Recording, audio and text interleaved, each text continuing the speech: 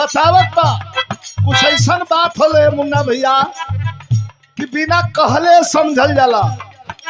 सुरेंद्र भाई कुछ ऐसा बात होले कि जौन बिना कहले समझ लेवे के चाहिए।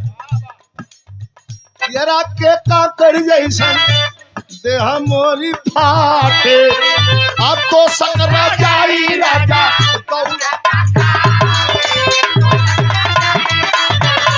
और बोला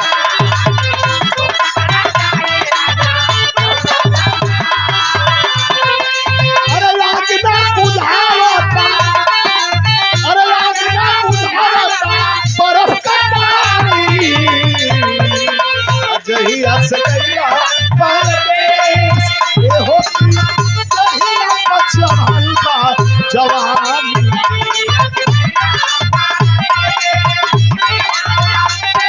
पछवाई का जवानी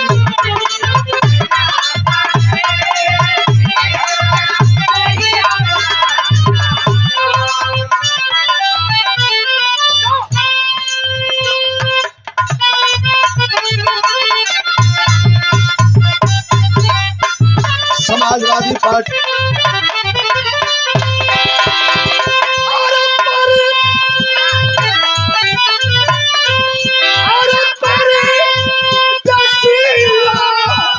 बलम की